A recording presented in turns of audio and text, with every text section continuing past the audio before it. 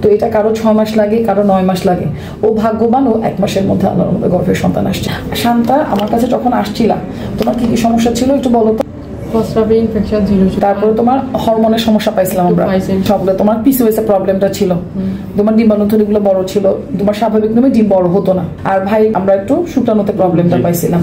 তো আমরা যখন ওষুধ দিছিলাম, তোমার কয় মাস চিকিৎসা করা লাগছিল? প্রথম যখন তুমি আমার কাছে আসছিলে, আপনি আসছিলেন গত মাসে, এর আগের মাসে শুধু 1 মাস আর কি। 1 মাস, হ্যাঁ 1 মাস খাইছিলাম, 2 মাস খাইছিলাম। এমনি তোমার কি মাসিক হলে পেট ব্যথা করতো? মাসিকের সময় পেট ব্যথা বা প্রস্রাবে কোনো জ্বালা পড়া কোনো ছিল না? অনিয়মিত কোনো মাসিক ছিল না? মাসিক রেগুলারলি হইতো। আচ্ছা, বিয়ে হয়েছে তোমার 2 বছর, 2.5 বছর চলে। 2.5 বছর। 2.5 বছরের মধ্যে আপনি কয়বার আসছেন? আমি একবার বিয়ের পরে এখনই আসছি। এইবারে আসছেন। বিয়ের পর কতদিন ছিলেন? 5 মাস ছিলাম। 5 মাস ছিলেন।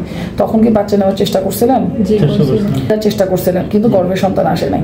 সত্যি কথা বলতে কি, আমাদের বই খাতায় আছে যেটা, সেটা হচ্ছে 6 মাস না 1টা বছর স্বামী স্ত্রী থাকার পর বাচ্চা না হলে সেটাকে চিকিৎসা করার জন্য, রোগ আছে কিনা বোঝার জন্য। কিন্তু প্রবাসীদের একটা সমস্যা, বিয়ে হয়ে যাবে 5 বছর, কিন্তু স্বামী স্ত্রী 5 মাসও থাকার সুযোগ হয় না, চাকরির কারণে হোক। কথাটা বুঝতে পারছেন?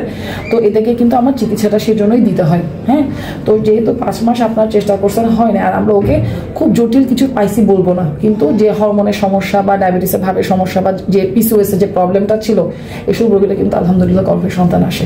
তো এটা কারো 6 মাস লাগে, কারো 9 মাস লাগে। ও ভাগ্যবান, ও 1 মাসের মধ্যে আল্লাহর মধ্যে গর্ভের সন্তান আসছে। কথাটা বুঝতে পারছেন? তো আপনাদের কথাগুলো আমরা রেকর্ড এই কারণে করতেছি, আমাদের কাছে অনেক দেশে মনে করে যে 1 মাসের গর্ভের সন্তান আসবে, ব্যাপারটা কিন্তু সবসময় তেমনটা হয় না।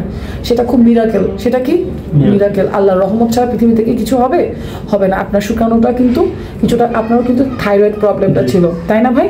আপনাকে এগুলো আমাকে চিকিৎসা করে সমাধানটা করতে হয়েছে। তো যাই হোক, আলহামদুলিল্লাহ আমাদের বাচ্চারা এখন কি হার্টবিটও চলে আসছে। তুমি কি আলট্রাসোনোগ্রামটা দেখছো?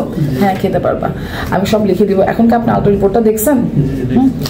দেখছেন? এই দেখেন, আমি একটু বুঝাই বলে যে সুন্দর বেবিটা দেখা যাচ্ছে, হার্টবিটটাও দেখা যাচ্ছে। তো এটা সবকিছু, হার্টবিট আসাটা অনেক বড় চ্যালেঞ্জ। অনেক সময় এইসব বাচ্চাদের হার্টবিট আসতে চায় না। আলহামদুলিল্লাহ হার্টবিটটা চলে আসছে, এবং ওর ডেলিভারি ডেটটাও এখানে মেনশন করে দিছে। সবকিছু সুন্দরভাবে আছে, আমাদের যে ডেট সেটার সাথে মিলতেছে। তো আমি তো আপনাকে সবকিছু শিখাই দিছি ওর ব্যাপারটা, আপনি তো সব কথাগুলো বুঝছেন, ওটা কিন্তু মেনে চলতে হবে।